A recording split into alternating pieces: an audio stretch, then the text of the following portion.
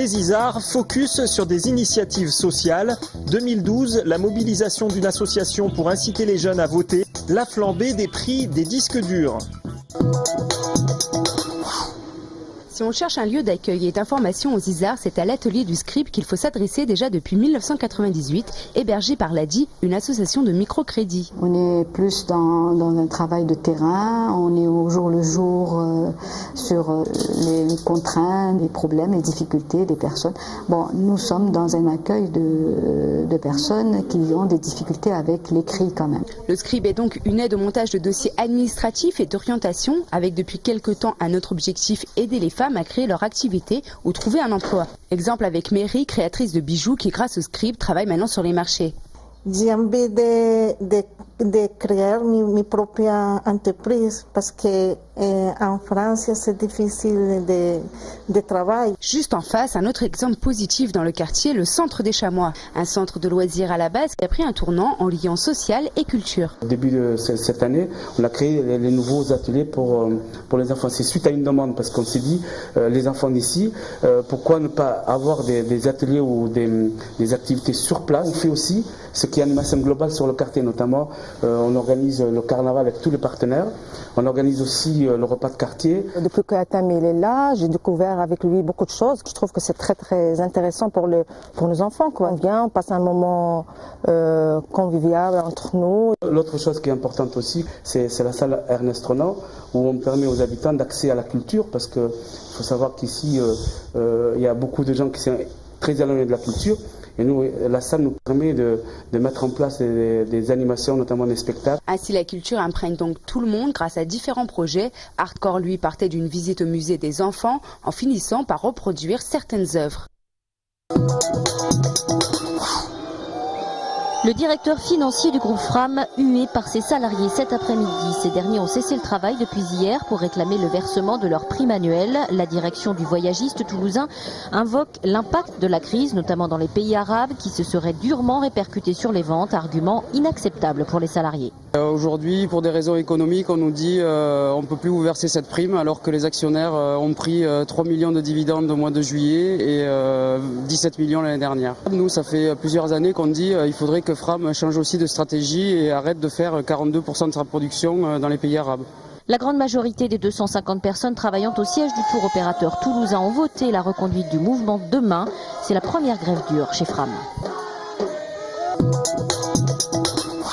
Airbus prévoit d'embaucher au moins 4000 personnes en Europe en 2012, dont 1600 à Toulouse. Des recrutements liés au développement du programme A350, au lancement de l'A320 Neo et aux cadences de production qui augmentent.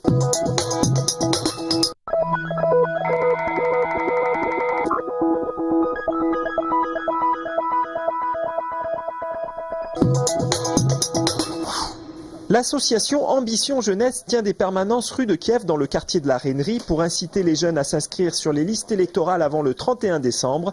Durant ces permanences, les bénévoles aident les jeunes dans les démarches administratives liées à l'inscription. Les dossiers sont ensuite remis à la mairie annexe. En même temps, je découvre comment voter parce que c'est la première fois que je vote. Faut que j'aille voter, c'est tout. Là, je suis âgé de 32 ans, j'ai jamais voté.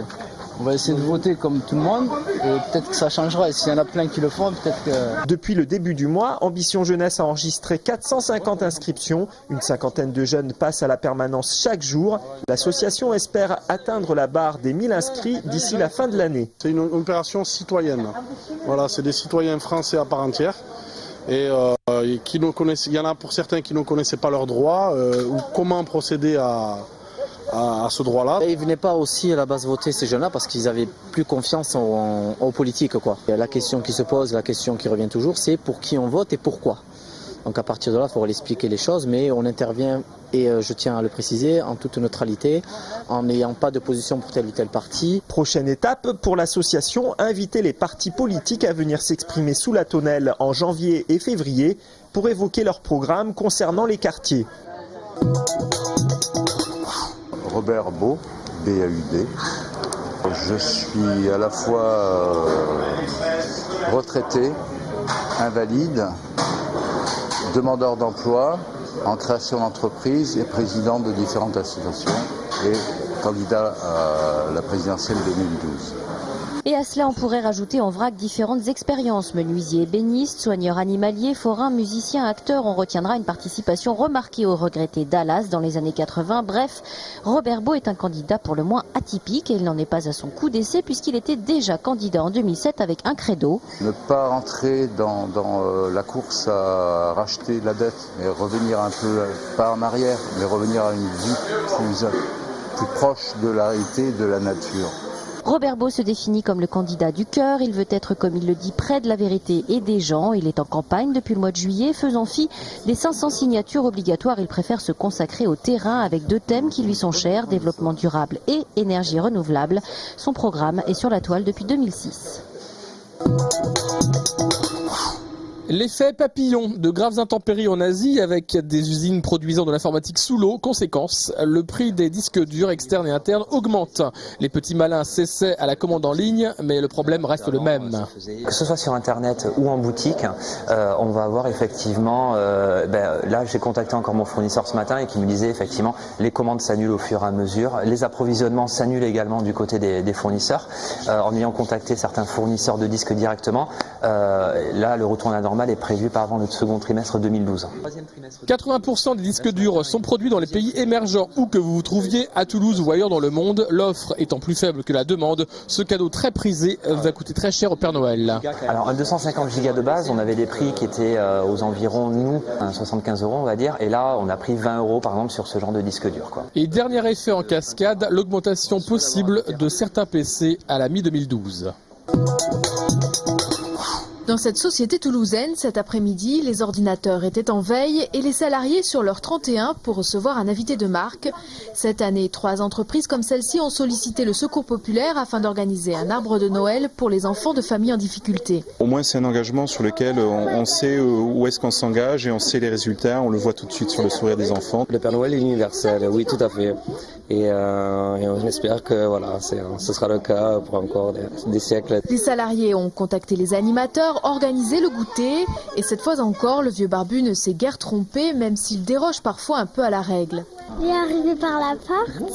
C'était un Père Noël qui est venu et il m'a donné un cadeau. Une poupée à coiffer.